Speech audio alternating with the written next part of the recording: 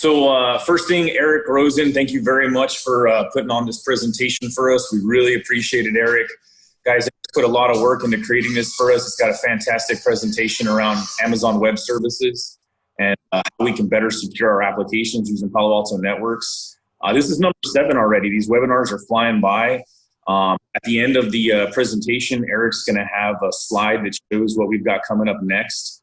One thing I want to throw out there, if anyone has any suggestion topics they'd like to see, maybe topics we have coming later in the series that you'd like to see bumped up, we welcome that. We'd love to hear that, as well as if there's any other topics we don't have listed, we welcome your feedback. If anyone has any questions as Eric's going through the presentation, we encourage you to throw them out there. We're going to ask that you use the chat window or the Q&A window to send those over. So that said, I'm going to turn it over to Eric. Thanks a lot. We really appreciate it. Yep. Thank you, Leo. Thanks for EITS for basically hosting these and putting this all together, first of all. So again, my name is Eric Rosen. I'm SE partnered with Rodney Fisher in the North Carolina, South Carolina named account space. So, thank you everyone for joining today. So today, Leo asked me to present kind of AWS from a perspective where, if I had done networking for a while, but I wasn't really familiar with AWS, but maybe my boss came up to me and said, hey, we've got these applications, they need to go to AWS. Can you kind of figure out how we're going to secure these, right? So there's a lot to cover in this slide and in this presentation, because I'm going to kind of go through first some high-level stuff that we kind of need to think about when we go up to AWS, right? When you look at cloud environments specifically, they're a lot different than your traditional data centers, right? And to really leverage them correctly, there's some things you need to think about. Then I'll talk about some gotchas that we kind of see in AWS. And then we'll do a demo. We'll talk about some of the ways we might deploy in those environments, and then we'll talk about some resources that you can leverage kind of moving forward, right? So that's kind of what we're going to cover today. I apologize, I'm going to go kind of fast to get through this information, but that's the plan. Do you have it full screen? Yeah. So number one, right, this is very familiar to a lot of organizations that we work with, right? Basically, management comes to the security team or to the operations folks and say, hey, we've got this business unit that wants to move these applications or production or dev or prod or whatever it is up to the cloud, right? And they say, we really need to get this done as quickly as possible, right? And so I guess we see this a lot, and kind of what I would kind of advise here is that you start preparing for this now, because most of our clients are now have cloud initiatives or are working on cloud initiatives, right? And IT might not be aware yet, or the security team might not be aware yet, but if you can kind of get ahead of this as quickly as possible, it'll really help your life kind of moving forward. I used to work at Red Hat. A while ago, we built a hybrid cloud with AWS, and I think one of the things that I really saw there was if you're not, because as we move to the cloud, a lot of what's also happening is the agile type development folks are kind of moving in there, and it's continuous integration, continuous design. And if security is not involved from the beginning of that, that's what I would kind of say in any of these conversations. It's really hard to kind of put security in moving forward, right? So, as much as possible, stay engaged on the front end and try to work with these development teams to build security into the applications, into the services as you start. And as much as possible too, try to automate security, try to automate a lot of the workflow. That's really what cloud's all about. It's all about ephemeral versus, static and just moving fast, right? So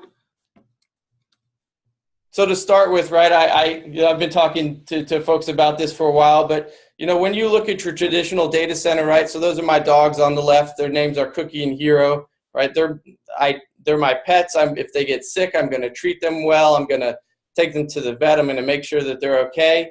And when we start, and I look at a lot of traditional data center services like my pets, right? They have a name. If they're sick, I try to make them well. I spend a lot of time doing that, right? When you look at cloud, and if you really are leveraging cloud the right way, you start looking at those services more like cattle, right? So So, you know, I've got a lot of cattle. They might have numbers, right? But a specific cattle is maybe not important to me. So when it gets sick, I'm just going to kind of blow it away and move on, right? I'm going to get some more cattle, right? And so that's kind of the traditional data center where it's pets. We treat them, they're static, versus cattle, which are ephemeral, which is kind of cloud, which is horizontal scaling. And if a specific one gets sick, I don't care as much as I would in a traditional data center model. And so kind of what that looks like, and this will make more sense as we go down and talk about what this means. But the idea here is that we kind of, instead of deploying in one static vertical silo, we're going to try to deploy horizontally, right? And in AWS, we do that either multi-region or multi-availability zone, right? And so we're going to host the same services in at least 2 availability zones. You know, at Red Hat, there was a time when AWS had there was a critical hypervisor, a KVM hypervisor vulnerability came out, right? And so AWS basically had to patch all of their underlying architecture that hosted all of these customers. And so what they did is they just started rolling data centers, right? And availability zones one at a time. And so for customers that weren't prepared for that, they experienced an outage, right? Because they hadn't kind of deployed in that horizontal model where a specific availability zone is not as important as that horizontal structure, right? So for folks that had actually kind of deployed in this architecture we have here, you know, where your workflow is distributed, they were okay, but those other folks experienced an outage. And then one thing that customers don't often think about, or they think about this late, is they think, I'm going to move my data to the cloud, it's going to be secure, right? If you look specifically at AWS, this is a shared security model, right? And AWS is going to be, they're going to take care of all this security from a foundational perspective, right? The architecture, all that kind of stuff underlying the networking. The customer is really responsible for everything else, right? They're responsible for their data. Is it exposed publicly? The keys they use to encrypt it, the protection of the network, the protection of the applications. That's really all the customer's responsibility. So it's important you understand this when you're moving to this model, right? And you plan for it ahead of time. So now I'm going to kind of talk about some key definitions around kind of deploying and developing in AWS, right? And these are going to be network focused to where we can put one of our firewalls in these environments or multiple ones, right? So first of all, you know, I've already talked about a VPC a couple of times. That's a virtual private compute, and what it really is it's a space. Like I would kind of talk about a VPC for those in the networking side as a VRF, right? It's basically like a virtual routing fabric where I'm going to host multiple subnets in it, multiple EC2 instances, which are my actual hosts, right? I can have elastic load balancers, all these kinds of things. They live in these virtual compute environments, right? And they're really zones of segmentation. And then so I have 2. So within this network, a VPC could be one of these arrows here, right? An availability zone is basically a data center, or it's a part of a data center in AWS cloud that is kind of that's kind of broken up within different data centers, and it's basically a shared space that kind of segments within a data center. It's a isolated set of compute that is kind of its own little island, right? And so what we want to do is basically use at least 2 availability zones in whatever we're kind of building to give us kind of that horizontal scaling and that survivability control. And then a region is basically within AWS, it's a data center that's composed of multiple availability zones, right? And so the idea here is that for the customer that might have applications that need regional isolation or need to be spread out across multiple regions, you would deploy them within 1 region or 2 regions or 3 regions in an environment.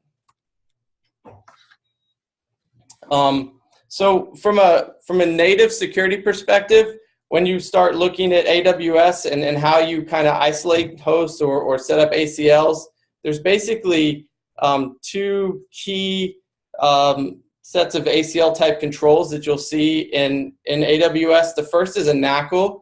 A NACL is basically a layer 4 access control list. But the thing to know about NACLs is NACLs are not stateful, right? So this can present a lot of problems. And when we talk to folks about NACLs, they might have a purpose, but in a lot of cases, they're kind of just security theater, right?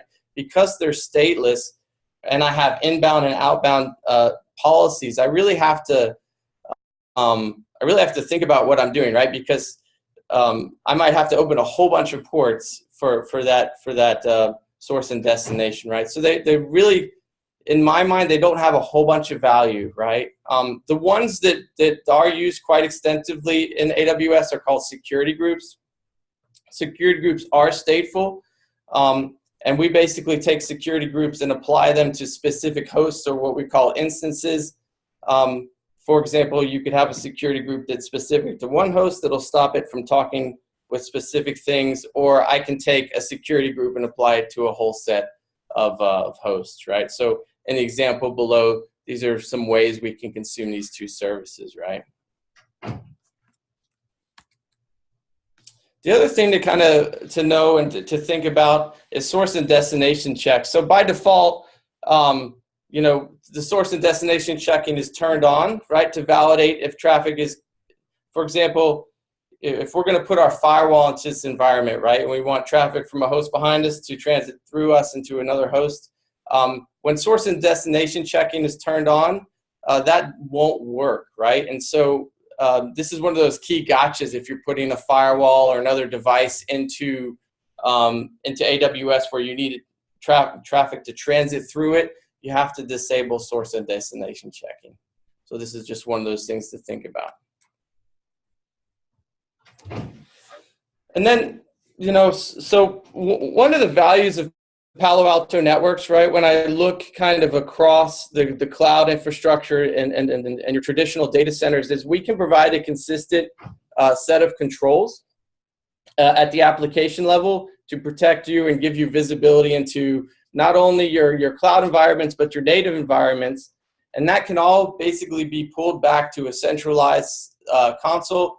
And we have a centralized set of security policies that we might apply to that can include our edge firewalls in our data centers, our edge firewalls in AWS, Azure, GPC, and NSX all together, right? So all that data is coming to one place. It's all consolidated and correlated, right? So when you look at the cloud environments, they do have native security controls. They don't provide the same level of visibility and control consistently across your organization, right? So when you start thinking about this, yes, I can consume these services, but they're going to be kind of piecemeal, especially in larger organizations where I'm using all of these different clouds. So again, right, in a traditional data center, we're typically talking about subnets or VRFs that host specific applications, or they are the DMZ application, or it's a database zone. This design is very simple. It's very easy to understand. And when we move to something like AWS, right, it's going to look different, right? So one way to approach this is, so say I have a web zone in my traditional data center. What I would do in a cloud type of environment is I might create, a VPC for my web traffic. I might create another VPC for my database, right? Depending on what's in those subnets, I might be hosting multiple services. I could segment those with our firewalls. And then I'm going to basically attach those together using either native VPC to VPC peering or using IPsec tunnels between our different zones on the firewalls. There's different ways to do that. We do have a reference architecture that I'm going to share with you guys that you can go look at later that kind of walks through a lot of this in detail.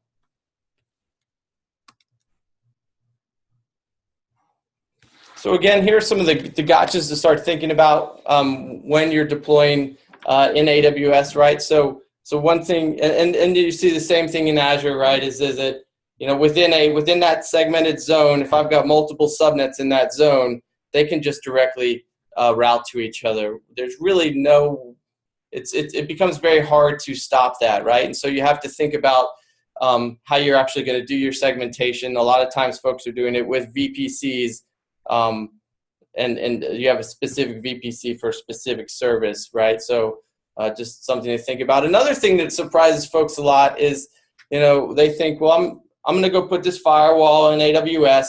I'll just give it a public IP address on its public, you know, its untrusted interface, and we'll get a pool of IP addresses, and we'll just do it like we would do in a normal data center, right? And in AWS and in Azure, that's not the case, right? So actually, when we spin up the demo, what you're going to see is that my firewall actually has a private IP address on it. And to actually connect it to the internet, we're going to use what's called an elastic IP. And that elastic IP is going to have a public side, and it's going to basically have pointed our private address, and it's going to do natting there. So you'll see that, and it's kind of, that's one of those big hurdles you got to kind of get around and think about, is what do we do there and how does that work, right? Another key point, and we're not going to talk a whole bunch about load balancers today, but in most of these deployments, and the way to do this is with a load balancer sandwich, and that's basically putting load balancers in front and behind the firewalls or other services. You'll see in a multi-tiered design, a lot of times there's load balancers at all those tiers, right? And what that's going to allow you to do is, when you look at multiple availability zones or multi-region and building out some horizontal scaling, those load balancers are going to be the key to figuring out where that traffic needs to go, what's up, what's down, and which way we need to go. And again, just to kind of reiterate, you know, one of the core values we bring in these environments is visibility and control consistently across your organization, not just in your traditional data center, but also in AWS and GPC and Azure. So there's a lot of value there. There's a lot of consistency and control. And then I like this slide because it, you know, the interesting thing about the cloud is they are all different, but at the same time, they're kind of all built with the same underlying principles and ideas. So this is just a comparison between some of the different terminology in AWS and Azure, and you can see, right, a lot of it it's the same. The terminology is different, but it's doing the same thing. And again, these slides will be available after this presentation for if you want to look at it in more depth. All right, so now I'm going to go ahead and I'm going to spin up a demo. We're going to get that started because it's going to take about 10 minutes to build. And then we're going to come back and I'll talk about the different use cases. And then we'll actually walk through the environment. So this is the AWS Console for those that haven't seen it before. All right, so applications I use a lot will show up on my history side here. But this is kind of what it looks like, right? And so these are the different services provided by AWS. In this case, what we're going to do is we're going to use a CloudFormation template, which is something that we have as part of on our GitHub repo. And what this is going to do is it's going to build a pretty simple database and front-end web server for us with a firewall in front of it, right? And so this is available here on our repo, and we're going to use this right here, this one, right? And there's good documentation on how to build this. So for those that are kind of learning this for the first time, I would suggest that you run through the how-to guide. It's pretty good, right? It's going to go through a lot of this in detail, where I'm kind of skipping over a lot of it today, and it's going to build out this topology that we see here. And then, again, this will be shared. So what I'm going to do is basically, I've already set one up in case the demo gods are not happy with me today, but I'm going to move to another region and build the same thing, right? And so what I'm doing basically here is I'm going to our CloudFormation setup area, and I'm going to build a new stack. And so for those that aren't aware, CloudFormation templates are basically a way to automate a build within AWS, right? So, so this is really handy. When I talk to customers about using AWS, we typically talk about a crawl, walk, run strategy. And in that strategy, crawl is usually just kind of learning how things work. Walking is actually deploying some services and again, kind of refining your processes. And running to us is really doing things like leveraging CloudFormation templates to build your whole environment at scale very quickly, right? So one of the advantages of CloudFormation templates is I can tear this whole environment down and build it up within minutes, right? So what I'm going to do is what I've done is I've basically pulled in that repo that I was showing you guys, and it's on my computer, and I'm just using this CloudFormation template as part of it to go ahead and kick this off.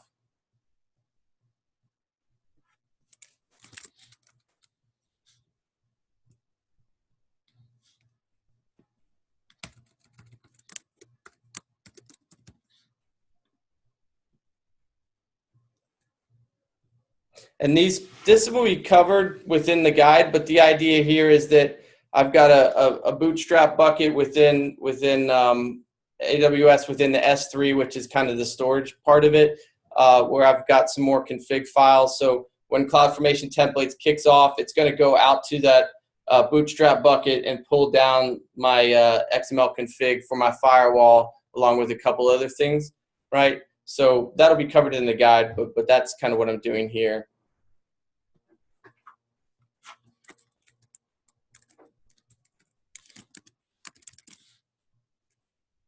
And I'm just going to kick it off now.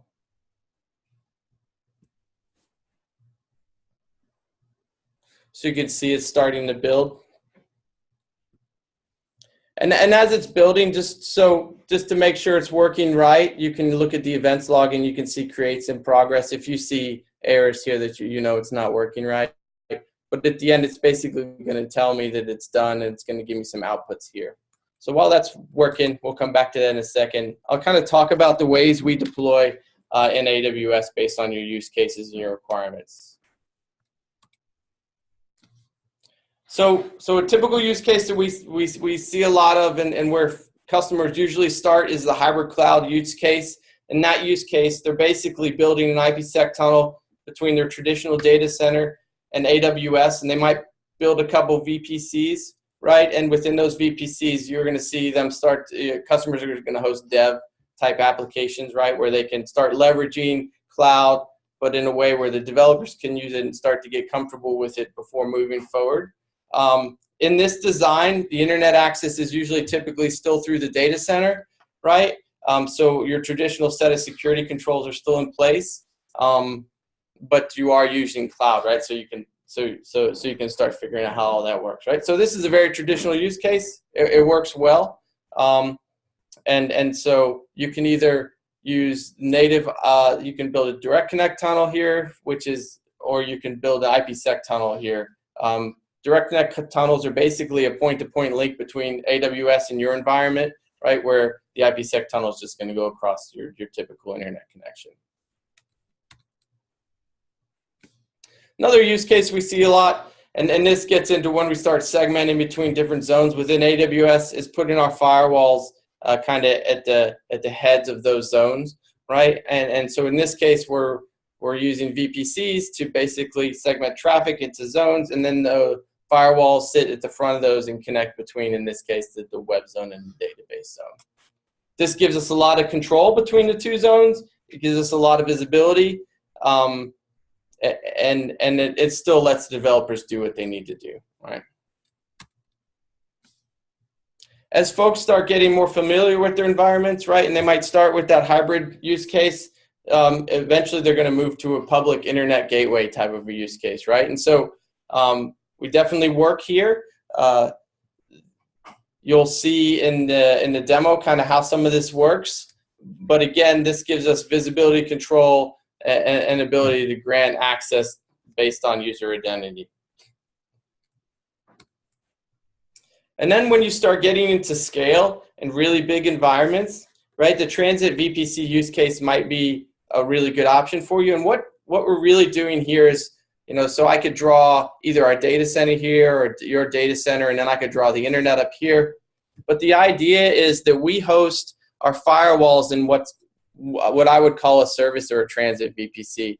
And then we start connecting subscriber VPCs to this transit VPC. So what this does is allow you to scale. So you basically build your firewall, your security architecture. It sits at the head end and between your data center, the internet, and your other services that you're hosting in AWS. And so then subscribers just start kind of building new VPCs and connecting them to the transit VPC. And so from a scale perspective, this works really well because I can, as my developers start building out, and if you kind of enforce you need to build out per VPC, you can just start connecting these directly to the firewalls. These can be connected together or they can be segmented, but it gives you a really nice way to start building and scaling quickly. So to kind of summarize, right? So, again, these slides will be available, but the idea is there's multiple different ways that you can approach this. And you don't have to use any of these designs. You could use an amalgamation of them as well, right? And then kind of lastly, when we start consuming services or our firewalls in AWS, there's a couple different ways to go about this. The first is a bring your own license. That's where you purchase a license from us for a VM. And one of the nice things about this model is that license can be moved around. So if I'm testing AWS, but then I wanted to go to the global to like GPC or Azure, I can just move that license to the next, or I can move it internally and use it in an NSX or a KVM type of environment, right? And so that's one way to consume our firewalls. Another way is to use the marketplace and basically buy, in the AWS case, there's basically two bundles, right? One bundle comes with threat. The other bundle comes with basically everything, right? And so those can be purchased on an hourly or an annual basis through the AWS marketplace. And then for folks that are more consuming at scale, we have a VM ELA, which is basically the ability to do an enterprise license for a larger amount of firewalls. And in that case, what we're doing is just basically giving you one license key that you can use for all of your firewalls. And so it really just depends which use case makes sense for you, right? So now we'll kind of go into the demo, and then we'll talk about this packet flow and what's kind of happening.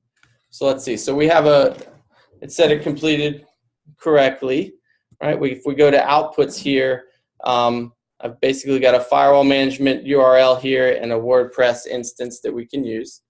So if I go here,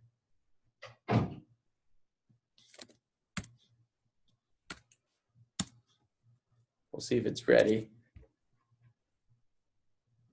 One thing, after this spins up, it does maybe take a little while for the firewall to come up, so it's possible that it's not up yet. Yeah. So these are not ready yet. So what I'm going to do is I'll just use the firewall that I do have up where I built the same thing. And actually what I'm going to do is I'm going to start here. I'm going to move back to the Virginia region. Now I'm just going to show you what the instances look like that we've built. So within this environment, what I have is basically a web server, a database server, and our firewall, right? And so this is the EC2 side of it. These are the actual instances that we would spin up, right? So if I wanted to get more information about a specific, in this case, the firewall, we can look here and kind of see the elastic IPs that are associated with it, the actual security group. So every instance is going to have a security group assigned to it, right? The network interfaces, the IAM role, which is kind of the identity and access management role applied to it.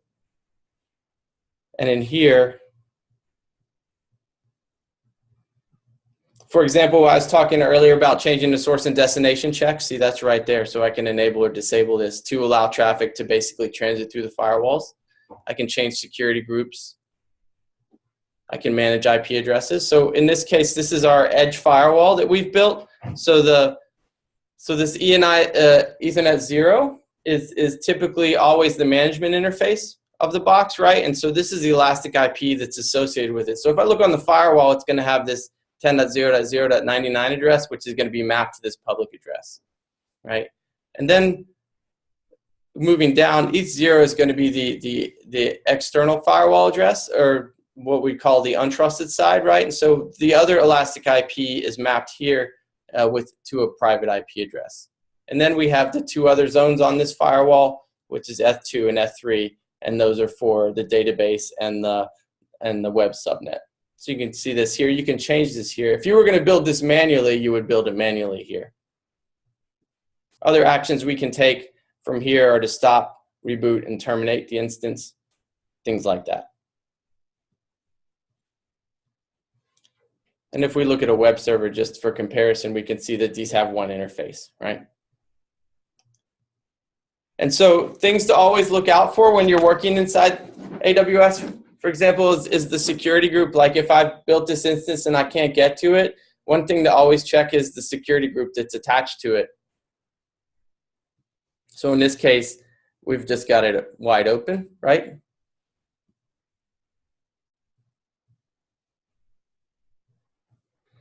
And so what this looks like on the actual firewall is we have three interfaces, right? So this is interface 1, 2, and 3, and so this maps to 1, 2, and 3 on the actual instance that we saw earlier, right?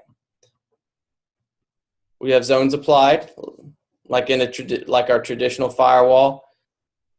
I've got policies applied.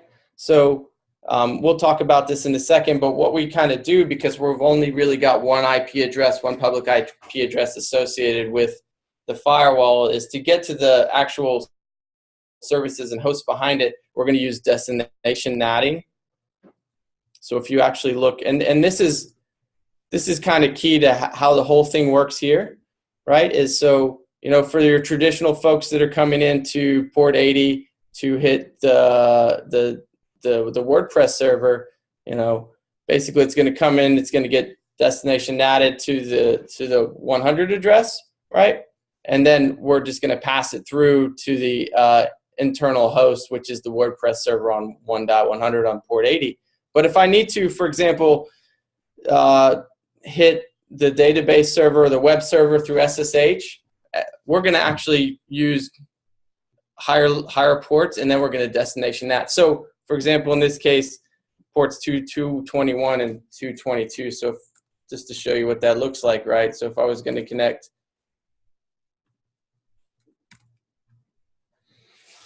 to one of the servers, this is what it would need to look like from an SSH perspective, right? So I'm basically defining. So one other thing to think about here. So to connect to these hosts, so because this is all cloud-facing, AWS and all the cloud services at this point, they don't let you, when you spin up a host or an instance in the environment, you're not going to just use a username and password to log into that machine, right? It's all going to be based around keys or SSH keys or things like that. So in this case, we're using the SSH keys that we kind of generated prior to this, and so I'm SSHing to the host with a key, and then I'm defining port 221, and so on the firewall, you know, when I come in on port 221, it's going to direct me to this host on port 22, right? And then we can kind of see that from a monitoring perspective if I filter for like SSH.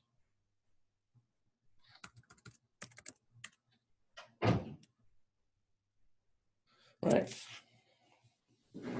So that's me coming in.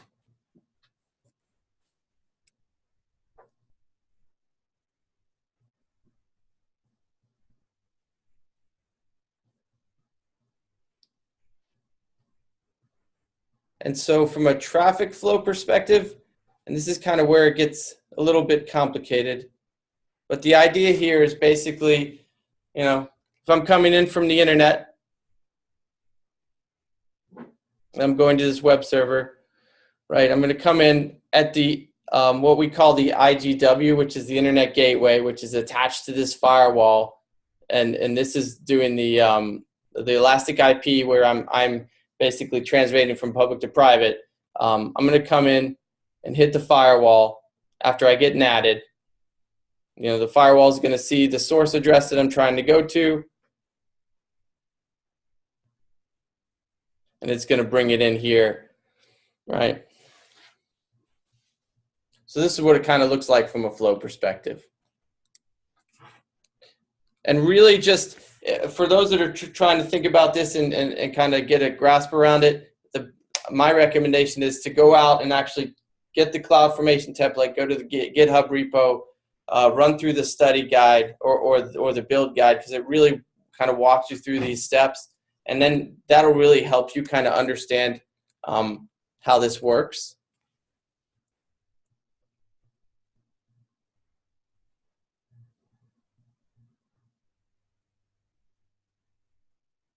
And then the other part of this that's important is the VPCs.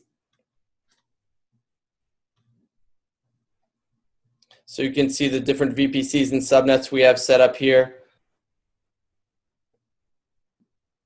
So by default, when you start working, you're going to have a default VPC that's kind of built in your environment. What you want to do is make sure when you go to spin up an instance, for example, that you assign it to the right VPC and you assign it and you put your subnets in the right VPC as well. I'll build a subnet here in a second to kind of show you what that looks like.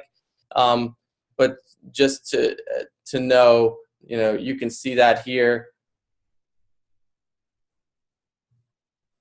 And here, when we were talking about network ACLs earlier, you can see that I have a NACL applied to this VPC, right?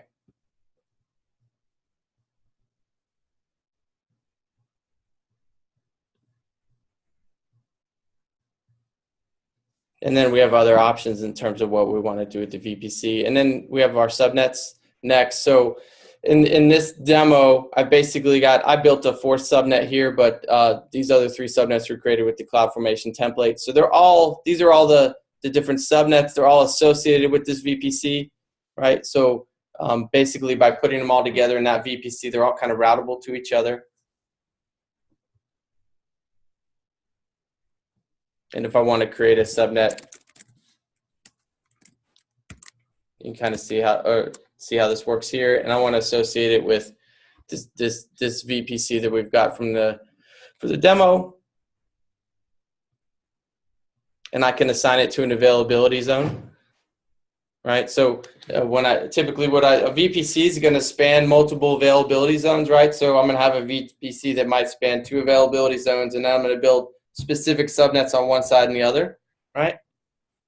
And then I would just give it an IP address range. And that's going to create it. So that's how you kind of add VPCs subnets to a VPC to make them available.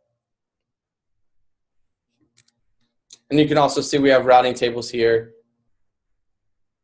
which are associated with a VPC, but then we put subnets in these routing tables to kind of connect them together. I think it's this one. So you can see here, we've done that.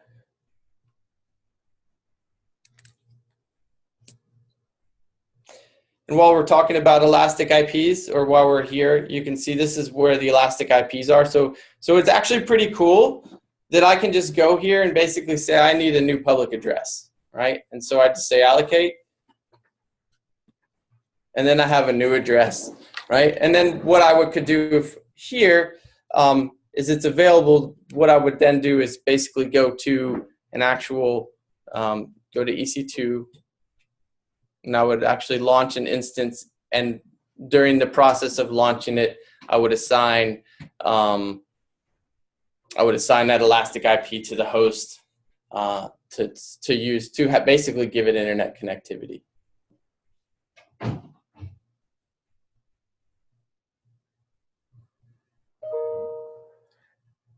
So I mean, at a high level, I just kind of went over everything that I was kind of planning to. I did it quicker than I thought I would.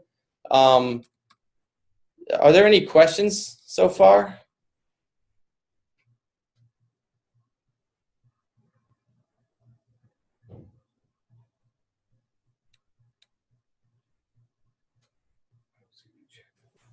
Great job, Eric.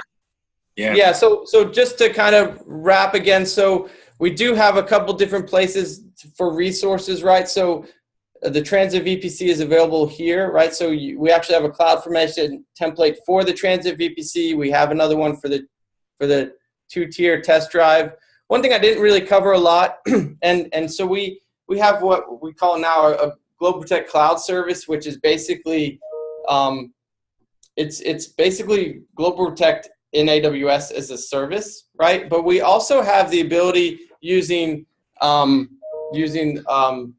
basically CloudFormation templates to build the same kind of thing. You can do that yourself. It doesn't give you the same level of scale and it's not managed by us. It would be managed by you, but you can build basically GlobalProtect gateways in AWS using our CloudFormation templates. And then kind of lastly, from a reference architecture perspective,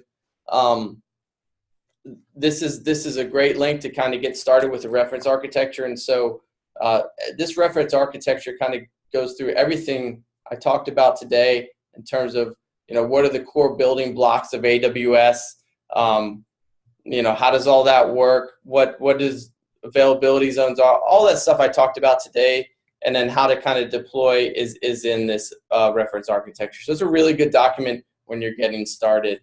One other place, so again, going back to our GitHub repo, so AWS and CloudFormation templates, that's there. Another thing that we're starting to see a lot of folks use, and this goes back to the whole ephemeral conversation, right? And so, containers are a big deal now, right? And so one of the reasons folks like containers is because with containers, I can kind of be cloud vendor agnostic, right? So I can have a workload that lives in AWS. I can have a workload that lives in Azure. If I host them inside containers, I don't really care if it's in Azure, and I don't really care if it's in AWS. I just care that I'm hosting it somewhere, right? And so one of the things that kind of enables the ability to do that at scale and across multiple clouds is Terraform or Ansible, right? So they're both abstraction layer services that can basically say, hey, I've got this service, I've got these containers that I've built. Terraform, go out and basically build these for me in multiple cloud environments. So Terraform and Ansible are both going to take care of, this is for Google Cloud Service, this is for Azure Cloud Service, this is for AWS, and they'll do the translation to do the specific things they need to do for the specific clouds. But at a higher level, it's going to let you kind of push out to wherever you want to go. So we're starting to see a bigger pickup. Larger companies are using Terraform or Ansible to kind of do these things, right? And so we do have a whole set of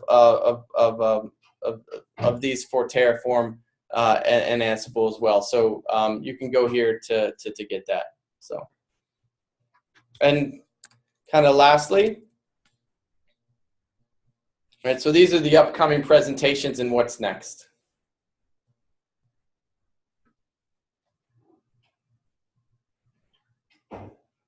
Okay, Leo, I'll turn it back over to you now if there's no more questions. Yeah, and if anyone else has any questions out there, feel free to toss them in the Q&A window. Now's a great time to really get any of those answered by Eric or anyone else on the team. But really appreciate everyone's time. As you can see, we've got our next sessions coming up here. Next one's going to be focused on Trap, Palo Alto's endpoint protection solution. Lots of changes coming with that. As I started out with, if there's any recommendations on anything that anyone else would like to see us cover in the future, we definitely welcome those. Really appreciate everyone's time. Thank you so much. I know it's hard to get away and dig through this kind of stuff. We really hope that you found some value. And last thing, if you go to EITS.com/webinars, there is this chart's out there, and the links to register for future courses are out there. So feel free to do that. And like Eric hit on earlier, we're going to put a link into the show notes on YouTube where you'll be able to get to the presentation. If anybody, for any reason, wants that right now, feel free to shoot us an email at info@EITS.com, and we'll reply back with that. But should have all this posted on Monday. Once again, appreciate everyone's time. Enjoy the rest of your Friday. Hope you have a great weekend. Thanks a lot. Yes, thank you, everyone. Appreciate it. I'm not going to close it. Last time I closed it too soon.